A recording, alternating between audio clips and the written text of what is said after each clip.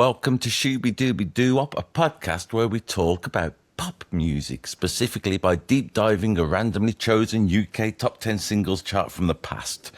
We spent the daylight trying to make things right between us. When you tried to come for me, I keep on flourishing. I just ordered sushi from Japan. Now you bitch want to kick it. I could get used to this. Jackie Chan. I'm Andy Robinson. And I'm James Cook. And which randomly chosen UK top 10 singles chart from the past are we looking at this week, James? We are going all the way back to the 20th of July, 2018.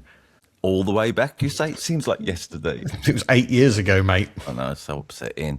It's a dynamic, isn't it, with these charts? In the top 30, at least, or loads of other records, of course. That's very much the way it works. One of them being Bed by Nicki and Ariana, One Kiss by Dua Lipa and Calvin Harris, I Like It by Cardi B and Bad Bunny, Ape Shit by the Carters, and also there's a few solo female artists, Jess Glynn, Anne-Marie, Selena Gomez, all this type of stuff going on in the top 30, James. Where were you in July 2018? I was wondering about this. I was thinking, I'm one of them, James, who thinks post-lockdown society's changed a bit. I think there's more venues closing. I think people are a little bit careful with the money. I think prices are going up. And yet, probably in 2018, I was moaning about the very same thing anyway. So I bought 0% of this top 10, but I did buy 5% of the top 20. So I'm semi-engaged. Okay. What about you? Where were you? What were you doing? Well, I think I'd just done a gig in Nuneaton, and I can't really remember what I was doing exactly. I'll tell you what I wasn't doing, and that was listening to any chart music. Really? I recognised one of the songs in this top 10. That's how out of touch I was with the charts in 2018. So this has been a journey of discovery. And me, James. Now, I was a bit moany when I first heard it. In fact, I listened to this top 10, thought, I don't know this, I don't want to listen to it again. But then I remembered that we were I was anyway, very enthusiastic about a chart we did from July 2017, wasn't it? Was that the one that was all in a minor key? No, that was the one with Tiny Temper and all that. I was very effusive. Bruno Mars, all them records I like so much. Oh, that was 2013. Was it really? Yes. Okay. The 2017 one was the one that was all in a minor key. And I was pretty grumpy about that, wasn't I? We both got very depressed because of all the minor key in it. Well, okay. Well, in this case, what a difference 6 months doesn't make. I feel, James, we have to point this, regular viewers and listeners might. I believe that Nile Rodgers is going to be popping up a few times today. Okay. I'm also going to be talking about the Pepsi Challenge at some point. Okay. Of course. And maybe even Michael Mann, the film director, for reasons. What more teasers do you need? In the world news, France had just won the World Cup around the 20th of July 2018. Do you remember the boys and the football team trapped in a cave in Thailand? Do you remember that? Yep. That was happening around there, and loads of fires in Greece. However, in pop news, Three Lions just got to number one for the fourth time. So here we are. And then what happened to Three Lions? I don't know. Well, you'll notice in this top 10, last week's number one doesn't feature at all, because last week's number one was Three Lions by Baddiel and Skinner and the Lightning Seeds. Where in the top 100 do you think that has gone? I have no idea. It has plummeted 96 places to number 97. It was the fastest fall down the charts by a number one single ever, and it is entirely because England got beat. Yep. So England doing well, Three Lions goes up. England lose, plummet straight away. I have some other stats about the chart, of course. I love your 2018 stats. This top 10 contains 3 UK number ones. There are 5 songs going up, 1 going down, 3 non-movers, and a new entry for a total net movement of positive 7. There are 4 British artists, 6 Americans, 3 Canadians, 1 Australian, and a Dutch DJ. Now, the more astute members of the listenership will notice that that does not add up to 10. That's because this chart contains 5 collabs, as well as 3 solo artists and 2 groups, although group is a very loose term. Great stats. By my reckoning, there are 7 songs about the complexities of love, 2 songs celebrating the feminine divine, and 1 song about not being the designated driver. There are no key changes, but pleasingly there are 2 examples of self-reference, 1 at the very bitter end, so I'm satisfied. And we've got all these songs in a playlist for you to listen to. There's one on Spotify, there's one on YouTube. The links are in the description. Just have a click to see what we're talking about. As always, you should and could and would listen to these songs either before, during, or after this podcast because it makes everything more clear, doesn't it? Also, you can learn about music from 2018 or reacquaint yourself. There are another half a dozen songs on those playlists that are in the top 100 on the 20th of July 2018 that we're going to get into in our special bonus tracks podcast, available exclusively to the kind people who join our Patreon community and bung us some money every month. Including this week, we've got songs by Panic at the Disco, Yee, Mabel, and a singing Wolverine and all his little friends. You can join our Patreon community for free, but the bonus tracks podcast costs less than £1 a week. Well, I see no reason to hang around, James, so it's different from the rest, and if we confess it, it might get blessed. Number 10. At number 10 this week, a downfall from its peak of number 6 is If You're Over Me by Years and Years. Is it, though? Go on, explain. Is it Years and Years, or is it Ollie Alexander? It's Ollie Alexander. That's how it's credited. I was just seeing if I could get away with it, James. The thing is, it was Years and Years at the time, but in retrospect, it's been changed to Ollie Alexander because at this point in the story of Years and Years, it is just Ollie Alexander. All the other members have gone. I mean, this record sounds like it goes on for years and years. That's one of my passive microaggressions I thought I'd throw in early. Yeah, okay. So, look, when we started listening to this chart, you texted me, didn't you? Saying, just listen to it, don't want to listen to it again. Words to that effect. Yeah. And I kind of agreed. I was listening to it and I was like, God, this feels like homework. It really does. But then, on Saturday, I had to spend 5 hours in a car. I was driving. I hadn't been thrown out by the wife. And I thought, well, at some point during this big drive I've got, I'm going to listen to this top 10 again. And I kept putting it off and I kept putting it off until the last hour of the drive at night. I was like, right, I'm going to have to listen to it. I put it on. And suddenly, something about driving at night All right, yeah. made it make sense. Yeah, okay. And I started going, all right, okay, I get it now, I think, Right, then. a little bit. I started getting into it a little bit then. Me too. If we're going to be honest, I thought I'm not listening to that again, partially because I've just seen the film Epic, so I'm on a right big Elvis kick. I thought, why would I want to listen to Years and Years when I could be listening to Elvis? And yet, I put it on. I also watched the video playlist. That's what I'm recommending. If you're not particularly into the music of this, have a look at the videos because they're all pretty good. Yeah, it's amazing, isn't it? All the video productions are incredible. Yeah. You know, they've all got strong, well, not all. They've mostly got like a strong concept. They look great. And no, they haven't entered the popular culture like videos from the 80s would. Maybe they have, James, and we just don't know about it because we're Yeah. too old. Maybe. It could well be that. It could well be that. Let's talk about the video to this one then, rather than go on about the song. Did you watch the video? You did, because you just Yeah, I said watched it. all of them, mate. All right, then. I'm still going to ask you in a stupid voice to realise that. Okay. So this is interesting. It's a performance video, isn't it, this one? Yeah. And there's a subtitle at the beginning comes up that says, the human cabarets of Palo Santo are attended by androids. All hoping to experience real emotion, human performers can find themselves dancing the same routines for weeks. So it's set in a little scenario, a little bit of a science fiction feel to it, hasn't it? Yeah, it's a variety show for robots. And do you feel like that? You know, we're both performers, aren't we? Do you feel like you're just going through the motion for an audience of robots who don't know how to experience human emotions? No. When you said earlier, I did a gig, I think we should point out, James, we have to point this out, don't we, that we're stand-up comedians in our night job. So Yeah. that's the reason you're asking that. Yeah, I don't know. I feel a bit like, what are you on about going about the routine, keep doing the same routine? Yeah, it's going through the motions. Do you ever feel like that?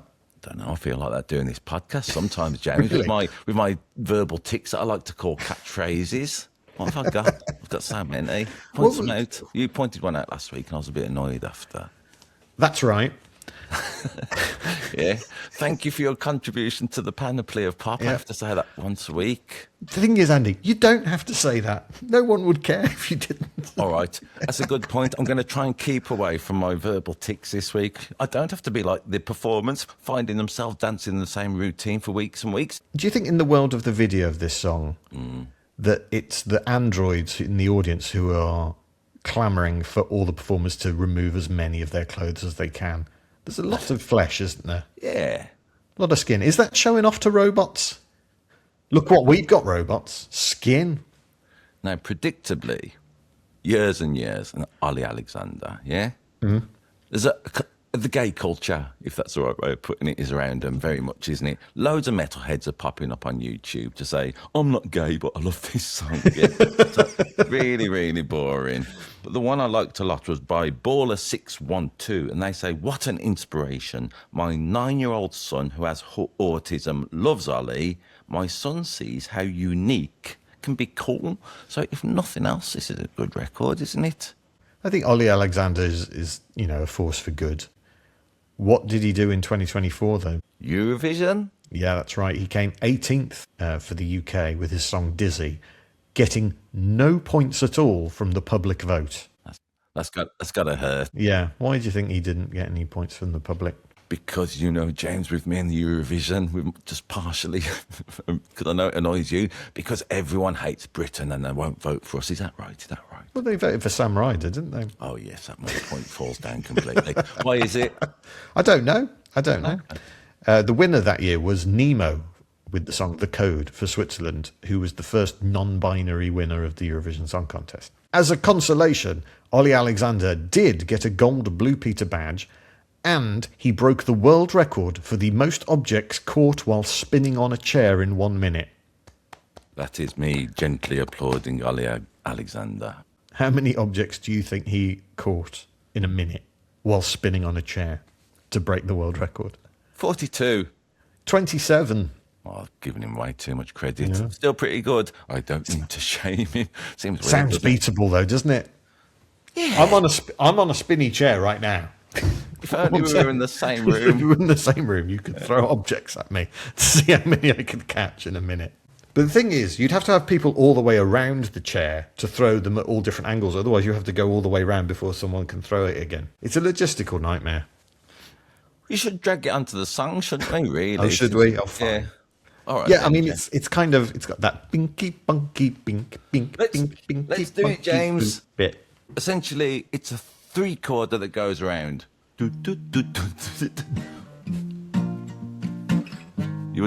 Doesn't sound like, because of the acoustic nature, like thunder and lightning,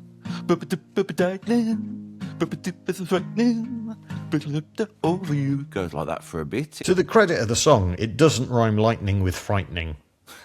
That's true. Which is kind of what always happens in songs, but it doesn't in this one. Queen, we're looking at you. Yeah, Queen. Also the chorus of whatever you're singing, look, there you go. If you're over me. So it's round and round and round and round, this song, essentially, like a nursery rhyme. That's a theme that develops this week, I think, isn't it, James? Yeah. Like the songs are nagging, if we're going to be affirmative about them. Nagging melodies. Annoying melodies. Co-written by Ollie Alexander and the producer Steve Mack. We've spoken of Steve Mack before. Do you know where? No, remind me. He was in Nomad from the 90s. Who did remind me again. I Want to Give You Devotion. I want to give you devotion. Yeah. He was one of them nomads. He also wrote on Shape of You. Ed Sheeran. Rockabye. Clean Bandit. Love Me Like You. Who sang that? Ellie Goulding. Little Mix. Oh, I love that record. What have I just done? Beat Again. Don't know. JLS. Flying Without Wings. Loads of people have sung that. Yeah, and he also is the producer of Susan Boyle. Okay, great. That could be the first of 2 mentions of Susan Boyle during this week's pod. Another dynamic, James, while I do YouTube comments to drag us away from the importance of our unasked for opinion. Loads of kids are going about how nostalgic this chart makes them feel. Always a bit galling for the older person, that isn't it, James? Yeah, because to me it sounds like it's in the future. I know what you mean about this song, but once my expectations were set and I listened to it again and did make the effort, it's all right, isn't it? I imagine from doing this podcast, I'll hear this out and about in 6 months' time and I think I love this one. So, it goes on, doesn't it? What do you think of the theme of the song? It's a staple part of pop music, and it let me go if you're not finished with me. It reminded me a little bit of Please Release Me. that Elvis Presley covered once, you know, that Engelbert Humperdinck song. So it's got that sentiment. Nothing wrong with that. What did you think of it? Yeah, it's fine. It's a little quirky little pop song about someone who's trying to get out of a relationship because the other person is sending them mixed messages, like texting them going, I really don't like this chart, and then saying to them, actually, I do like this chart, you know, that kind of thing. Yeah. German Gabriel Canvas Lopez says Ollie invented sensuality. That's quite a claim, isn't it? Really, until 2018, no one was sensual at all. Nobody had ever been sensual until Ollie. But this is a point of the pop charts, isn't it? I think we've got to be careful this week, James, because we don't want to. I mean, we are two old men moaning. Middle-aged. Middle-aged. Yeah. We're not in the rest home just yet. We are strawberry blonde. And then, so, you know, this thing about the pop music, maybe that's the first time a kid's ever heard of a song about, you know, the concept of let me go if you're not finished with me. And maybe they do think, blimey, this is sensual. I mean, it's a sexy video. There's no denying it. Mm. And if they want to hear another song on that theme, all they have to do is carry on listening to this chart. Number 9.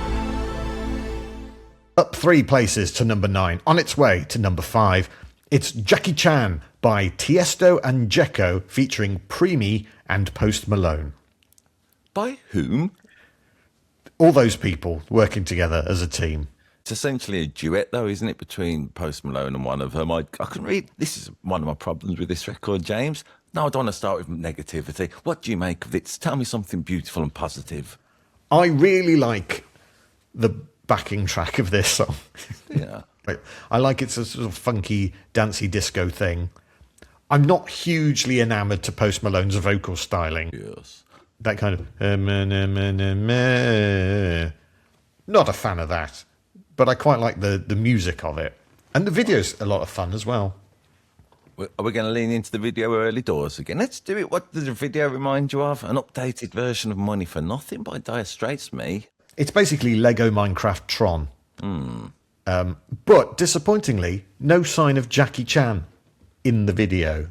It's a fault, isn't it? The song is called Jackie Chan. What an opportunity. Or should I say Chan Kong Sang or Fang Shilong, which Jackie Chan is also known as. Okay. He has 156 movie credits. He has released 20 albums. Jackie Chan? Yep. He's a good singer. Okay. He often sings the closing credits of his movies. Northern Law on YouTube says, imagine being Jackie Chan and hearing this song. And then Deadly 9740 pops up to say, imagine being Jackie Chan's manager and hearing this song. I thought it was a peculiar take. Yeah, if your name gets referred to in a song, are you due any royalties? What if the song is named after you? Can you, put in a claim? I have never heard of that, but it'd be a good idea, wouldn't it? Because the song is called Jackie Chan because... Why is it? Because your bitch wanna kick it, Jackie Chan. Yeah. So what does that mean? That your partner wants to hang out or your partner wants to get rid of you? Who knows? Please explain young people slang to me because I haven't got a clue. They're singing about whatever they're singing about. That doesn't matter, does it? It's happy. But the great opening, first 2 words of, she said she too young, don't want no plan. She's going to call her friends now, that's a plan. Yeah? And he goes on about kicking it like Jackie Chan. Doesn't have to be Jackie Chan, though, does it? She said too young, she don't... I'm leaving them because they're solid lines. So she going to call her friends now, that's a plan. Ordered a cow pie from Pakistan. Now I'm going to kick it like Desperate Dan. Thought that one? Yeah, that could work.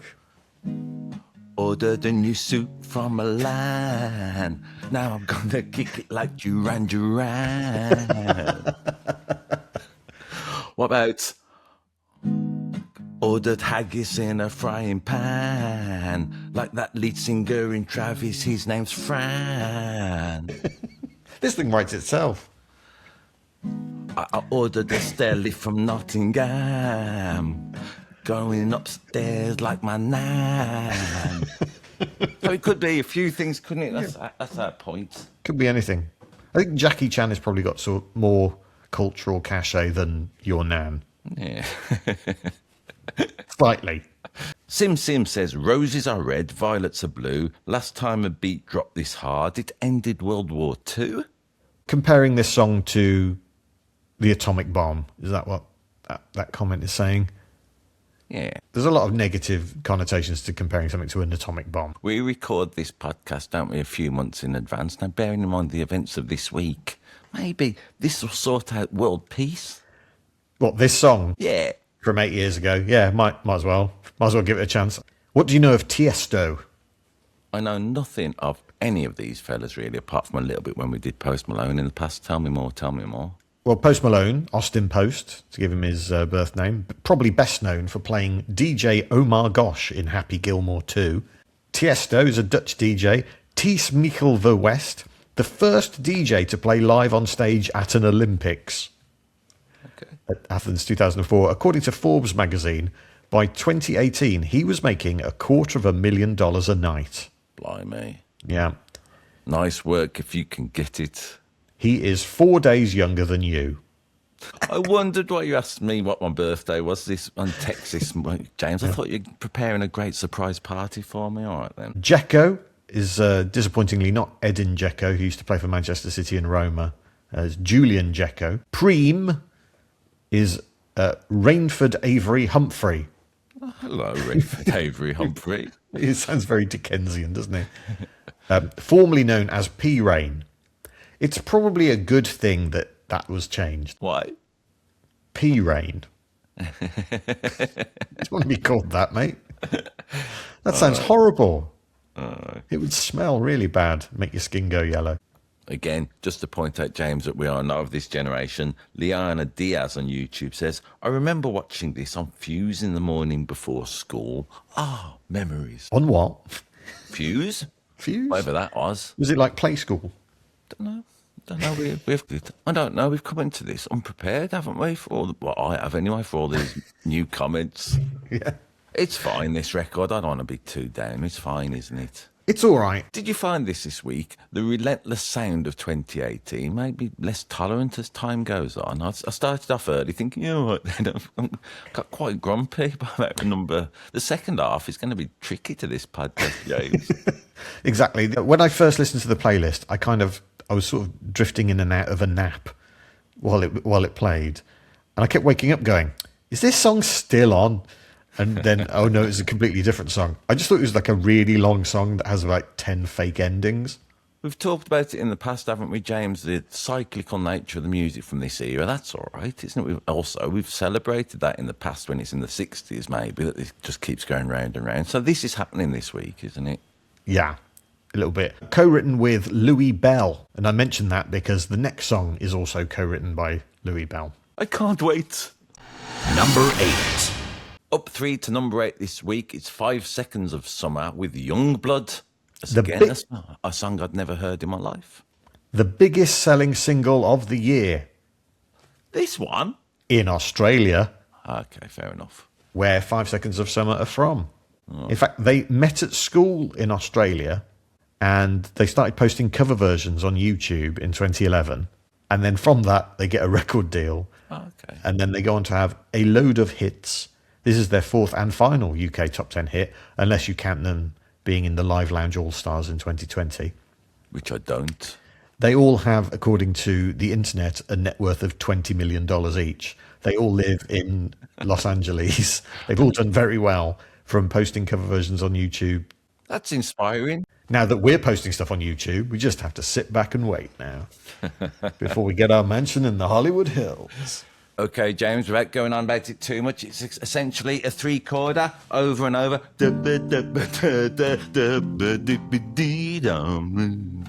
Whatever that is. So it's got that feel.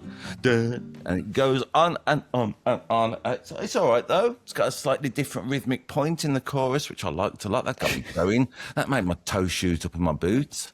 We're looking for the slight differences, aren't we, in these little cyclical songs that we're trudging through. Do you want my theory about the Pepsi challenge? Which you mentioned at the beginning. Yeah. Yeah, I don't know what you're on about, but I was just being polite. Tell me all about it. Well, do you know what the Pepsi challenge was? No, sir. This was a marketing ploy by Pepsi. You don't know about the Pepsi challenge? It was like in the 70s and 80s. It was like an advert. They'd have like 2 colas. I remember it now. My Yes, apologies. one being Pepsi, one presumably being Coke. And they would get people to blind taste test and then say, which one do you prefer? And it was the one they prefer always turned out to be Pepsi. Yeah. Do you know how that worked? What do you mean? Do you know why people would always pick Pepsi? Oh, Because it's sweeter. okay. So if you have a tiny bit of it and a tiny bit of Coke, you will automatically pick the sweeter one because that's what human beings tend to prefer with a tiny bit. Okay. Okay? So now we've got music that's being distributed through short bursts. TikTok. TikTok, Instagram. So they're looking for stuff that comes across really quickly, that's like sweet in a short bit, which is little cyclical things with a little catchy riff. Yeah. I agree. I mean, it's a delivery service, isn't it? When rock and roll, this is why I don't like to be too old and grumpy. When rock and roll started with the 7-inch single, I mean, the 7-inch single didn't come until, I don't know, 58, let's guess, something like that. It's earlier than that, but yes. Well, you know what I mean, though, popular. And the delivery system's always shaped pop music, doesn't it? So the proggers in the 70s couldn't have done long conceptual stuff throughout the advent of the double albums. I can believe it's a little short, sharp shock to the system, always catchy. That's what I mean about the nursery rhyme nature of this and nagging element. It's got loads in, hasn't it? Written by the band with US songwriters Ali Tamposi and Andrew Watt, who were co-writers on Havana. Camila Cabello. Yeah, as well as working for Justin Bieber, Miley Cyrus, Rennie Rapp, and Ozzy Osbourne, oddly. And Louis Bell, who worked on Jackie Chan. It's about a couple stuck in a dysfunctional cycle of breaking up and getting back together. Why do you think they're called Youngblood? That seemed an unusual title to me because of my 50s predilections. The Coasters did a record called Youngblood. It was all about the temptation of, I don't know, young girls, let's say. That hasn't got this feeling in this song, has it? Well, Ashton Irwin from the band said it was based off those really youthful and naive promises you make the first time that you fall in love. Lately, our conversations end like it's the last goodbye, then one of us gets too drunk and calls about 100 times. It's got good details in, hasn't it? Did you watch the video? I did watch the video, yes. I thought it was interesting. It's almost got a cinematic quality to it, hasn't it? Explain it. What's the concept, do you think? It's an old Japanese couple Yeah. who take a couple of pills and then they're in a production of Grease and they're young again. That's right. Pretty much what happens, isn't it? At the beginning, the implication is they're coming to the end of the days, I think, isn't it? They're given a pill, they go back time travelling. It's not 5 seconds of summer, though. It's a bunch of actors, isn't it? The fella in the YouTube video, he says Johnny Daigo Yamashita is in a band called Johnny Pandora, who are rocking. I didn't check it out, but nonetheless, we like to give the credit. Apparently, while they're all dancing around, that was filmed in Yoyogi Park in Japan. I learned that. But Quintus Grobel comes up with the best point. He says, imagine spending your last day in your physical prime and spending 60% of it combing your hair. Yes, there is lots of combing of the big quiff. Yeah. What would you do if you could be young again for a day? It's a good question. I wouldn't listen to the charts of 2018, put it that way. What would you do? I'd probably like bend down lots and sit down, sit on the floor and then get up again. Right. You know, all the things I can't do now, really. Again, when I listen to it towards the end of the week, James, I can't say it'd be my choice of song for my wedding or funeral. But, you know, I got into it enough. It's all right, isn't it? It's all right. Again, on its own, great, but it's surrounded by a lot of other songs that are quite similar in this chart. How did ABBA influence their fourth album? 5 Seconds of Summer. Yep. Hopefully by inspiring them to write great pop songs that will last the test of time. Nothing to do with the songs. Go on, I don't know. Well, what do we know of ABBA, the band, without their music? Without their music. Yeah. What are the facts we know about ABBA? But we thank them for their music, that they're Swedish, that It's not that. they form relationships with their stalkers, It's not that. they have a museum of their own. It's not that. There's a show. Is there a 5 Seconds of Summer show where they're all AI and computer generated? I can't imagine. Not yet, although one of them is called Ashton Irwin, so is AI.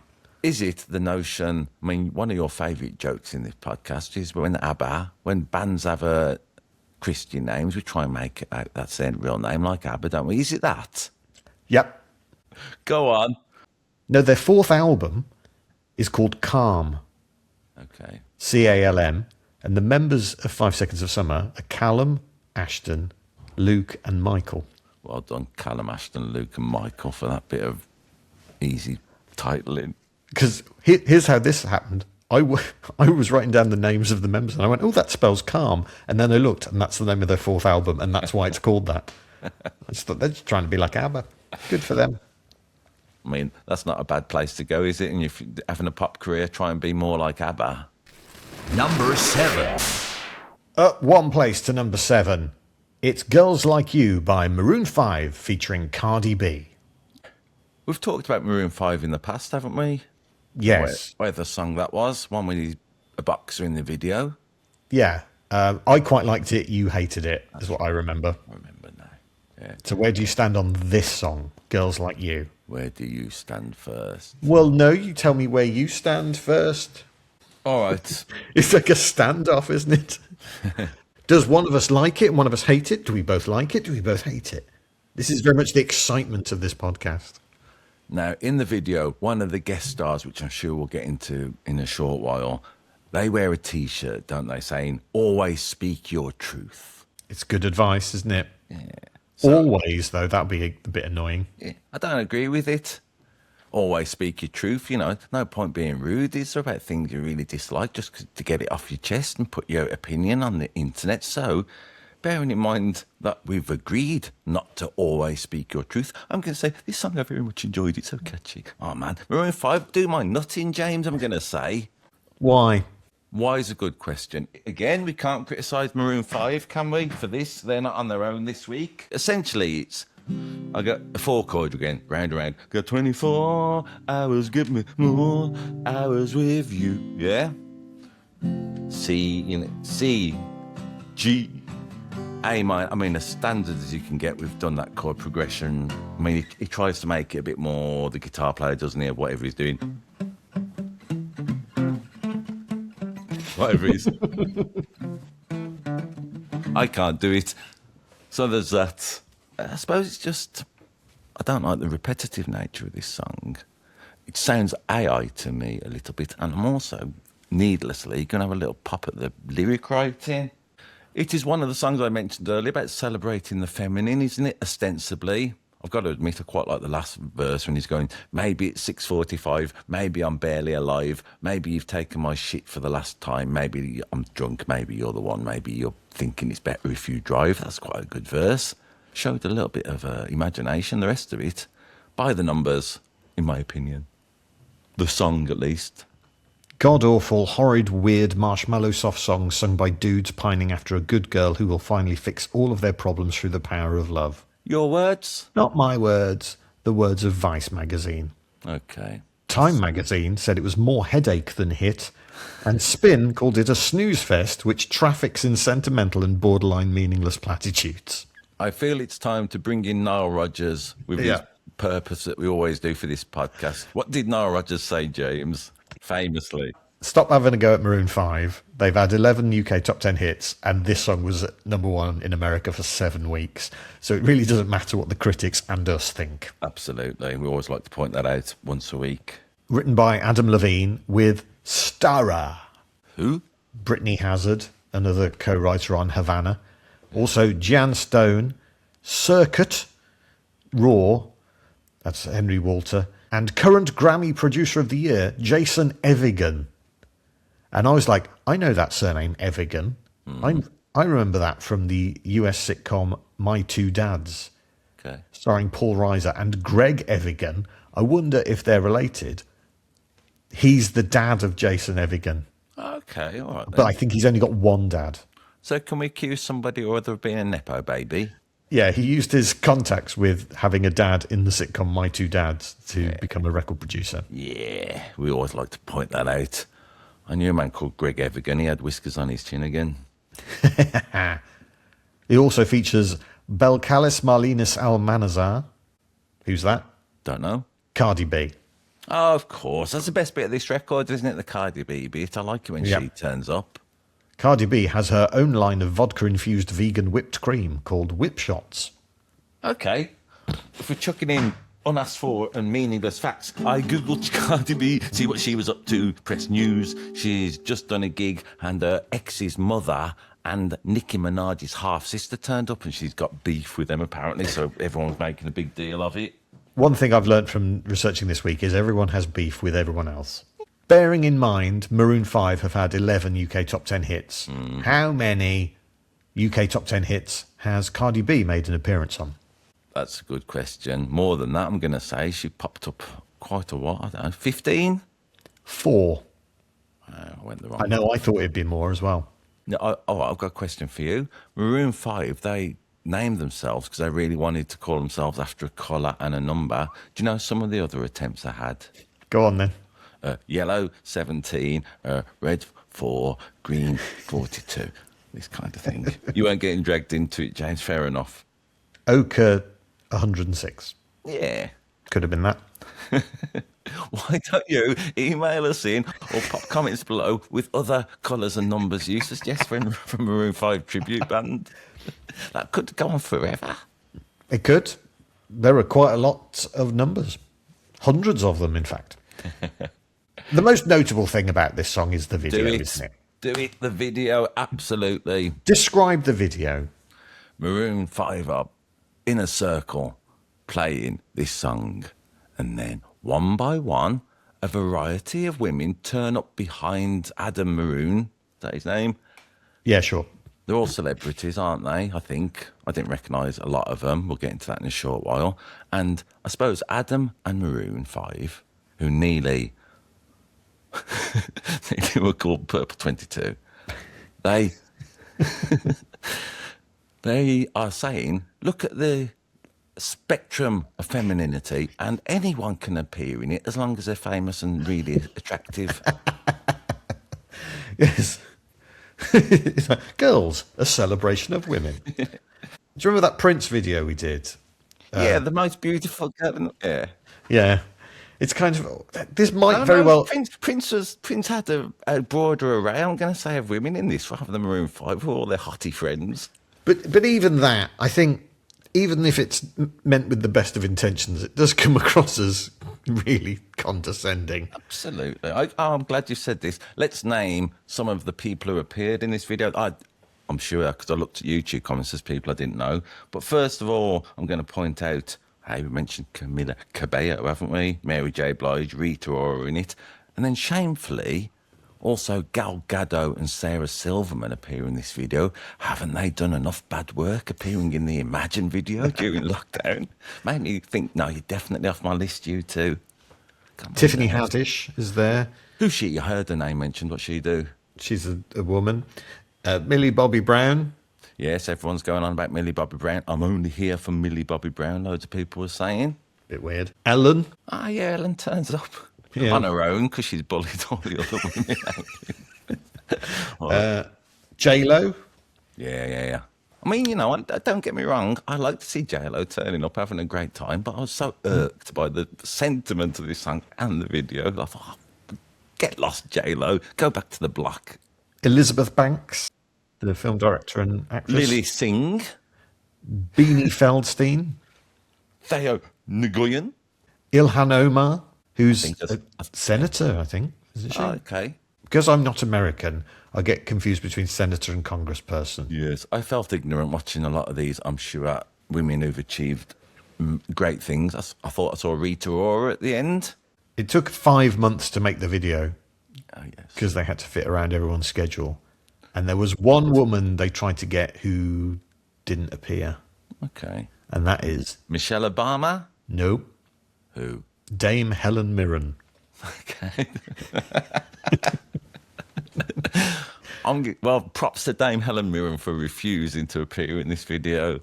It would have been good to do like a video like this, maybe in the 80s, and have people like sort of Bella Emberg and Faith Brown and the Roly Polies and all the women who used to be in light entertainment. Wee Jimmy Cranky. Yeah. The video. At the end, we should point out that Adam Maroon, he pops up with his wife, I'm guessing, and a kid. Yeah, if it's not them, what he does is completely inappropriate. Well, he pretended to be a boxer in that video, so he might be pretending he's got a family. I wouldn't put it past him. All right. Yeah, like I say, I mean, I think someone called Sue Much summed up my general attitude to this record and video. Sue Much on YouTube says, lesson learned, respect Warman. Warman? What, Bob Warman, who used to host Central News? Number 6. Up one place to number 6 this week, it's Rise by Jonas Blue featuring Jack and Jack. I love their work. Jack and Jack? Yeah. What do you know of Jack and Jack? All right, what I did this week, James, was I had a little Google of some of these pop stars to see me in an interview, because I don't know Jack and Jack, let me acknowledge that. So I had a little, pressed them into YouTube, interview Jack and Jack. I mean, they seem a lovely pair of lads. A great pair of Cracking lads. pair of lads. So I always like to check out a fan questionnaire, really, when I'm familiarising myself with an artist. They were asked about their 3 favourite things about touring. Can you guess what they were? Is it like, visiting different places in the world? Nope. No. Is it performing in front of loads of fans? That's one. What's Okay. And the second one is related to that. They love the meet and greets. Okay. They love the meet and greets. Is that number 2? Yes. Yeah, I worked that out when you told me it. And their third favourite thing was chilling on the bus. So this is a kind of interview I was watching. Almighty. How did they compare their new album to which food product? They said it was going to be like a fruit salad. Okay. What, the sweet or an actual fruit salad? Their favourite track of all time was Billie Jean. Fast Car was their mum's favourite song. These are all the things I've learned. Do you know their surnames? No. Jack Glinsky and Jack Johnson. Not that one. Okay. They met at kindergarten in Omaha when they both showed up on the first day wearing the same shirt. Now, in America, that means something. Of course, in Britain, we have school uniforms, so everyone's wearing the same shirt. Yeah. It's no excuse to be their friend. They're very much the American Jedward. There's a touch of that, isn't there? I'm going to give them props, though, because despite Jonas Blue being the name on the, I don't know, whatever you want to call it, the name on the headline of this record, Jack and Jack sell this trifle, don't they? Yeah, they're the ones doing all the vocal work on it. Jonas Blue heard them on the radio in Los Angeles and reached out to them. They had made their breakthrough on Vine. Do you remember Vine? It was like... Very short clips, wasn't it? 6 seconds or something. 6-second clips. It was pre-TikTok. Backing up your theory once again of the short, sharp sugar attack. We should call our band that. Our boy band that we'll put together. Right. You, me, and 3 other old blokes. Will be called Short, Sharp Sugar Attack. We could do, James. All we need is a 4-chord cyclical pattern, and we can, in this case, it's going to rise, rise, rise, rise, rise till you fall. Yeah? You're going to rise, rise, rise, rise, rise till you fall. As someone on YouTube points out, they thought it was, we're going to eat rice, rice, rice, rice, rice till we fall. Yeah. It's a song of defiance, isn't it? I suppose this one from a young couple. I really like the line. They think we're, however it goes, they just think we're dropouts living at our mum's house. I thought that was nice. I mean, and that's an entire generation, isn't it, who've been priced out of the housing market. And part of me listened to this thinking, yeah, rise up, let's have a revolution. Let's smash the system. I agree. My only problem with it when they go in that one that goes, they don't speak our language. I always imagine they have a cheese sandwich. I couldn't get that out of my head. Yeah, they say we're too savage. And in a way, we don't speak their language. No. But we're trying to learn. Of the youth or of the Americans? Both, actually, Both. this week. All right, then. Jonas Blue, real name Guy James Robin. It's his 4th and final UK top 10 hit.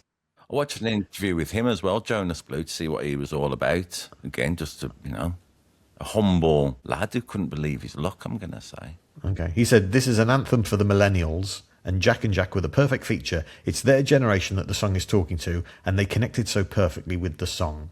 I'm not going to argue with that. I'd agree. Written by Jonas Blue with Ed Druitt, who wrote Best Song Ever, 1D, Black Magic, Little Mix, and Shout Out to My Ex.